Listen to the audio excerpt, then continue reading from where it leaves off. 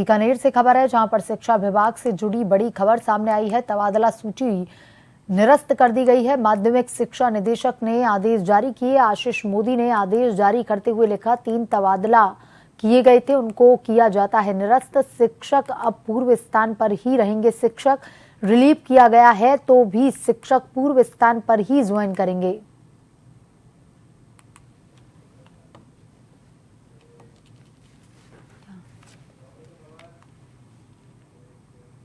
भाजपा विधायक करोड़ीलाल मीणा ने भी ये मांग रखी थी। 40 प्रधानाचार्यों की तबादला सूची निरस्त करने की मांग शिक्षा मंत्री को लिखा था पत्र। जनहित में स्थानांतरण निरस्त करने की रखी थी मांग।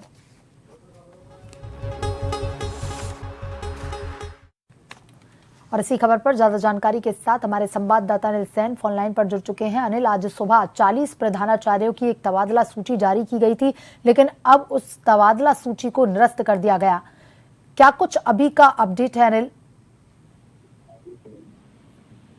देखिए, बिल्कुल सुबह हमने देखा तबादला सूची जारी हुई। 3 लिस्ट अलग अलग जारी होती हैं और जारी होने के साथ ही उसके अंदर अगर नामों को देखा जाए तो खासतौर से जो आने वाले 7 सीटों के उपचुनाव होने, वहां के ट्रांसफर ज्यादा दिखाई दिए। ऐसे में सवाल भी खड़े हुए कि आखिरकार तबादलों से बैन नहीं खुला, लेकिन फिर भी शिक्षा विभाग में इस तरह के तबादले क्यों हो रहे हैं। लेकिन उसके तुरंत बाद में शिक्षा विभाग का ऑर्डर आता है और ऑर्डर का जारी होते हुए उसको निरस्त भी किया जाता है। और फिर मीणा का एक पत्र भी यहाँ पर आया है, इसमें शिक्षा विभाग से यानी शिक्षा मंत्री से जिक्र किया गया है कि जो व्याख्याता की सूची है उसको निरस्त करने की मांग उठाई गई थी।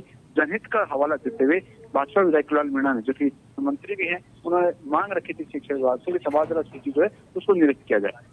तो ऐसे में मांग को देखते हुए और उसके साथ साथ जो 2 लिस्ट और निरस्त की गई है, तो माना जा सकता है फिलहाल तो निरस्त कर दी गई है तबादला जो सूची यहाँ पर जारी की गई है। लेकिन ये जरूर है कि आज तबादले की लिस्ट जिस तरह से आई और उसके बाद निरस्त होना, ये जनप्रतिनिधि की मांग पर, करोड़ीलाल मीणा की मांग पर जो है शिक्षा विभाग ने तुरंत यहाँ पर निरस्त किए। और तो अन्य जो सूची है, क्योंकि थर्ड ग्रेड की लिस्ट भी आई थी और उसके साथ साथ व्याख्याता की सूची भी आई थी, दोनों सूची और जो थी उनको भी यहाँ पर निरस्त कर दिया गया है।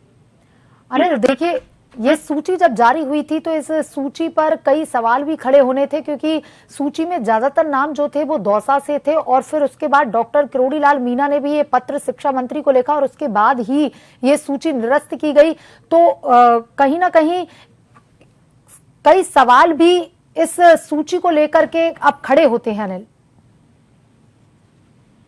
लेकिन लिस्ट पर पहले सवाल जरूर खड़े हुए थे जब और वहां पर उपचुनाव वाले सीटों के, खासतौर से दौसा, रामगढ़ जैसी सीटों से वहां के शिक्षकों को हटाया गया, दूसरी जगह उनको दूर सुदूर, तो वहां पर जरूर सवाल खड़े हुए थे। और अमूमन तौर पर जब इस तरह की गतिविधियां होती हैं तो हम देखते हैं विपक्ष भी हमलावर होता है, विपक्ष कहीं ना कहीं सवाल उठाता है, विपक्ष को जगह मिल जाती है सवाल उठाने की। लेकिन ये कहा जा सकता है शिक्षा विभाग ने आज ही जिस तरह से कवायद की उसके बाद निरस्त यहाँ पर किया, तो तुरंत जो एक्शन यहाँ पर दिया गया, ये जो विपक्ष सवाल खड़े करता है उस पर कहीं ना कहीं लगाम लगी। जी अनिल, तमाम जानकारी के लिए धन्यवाद।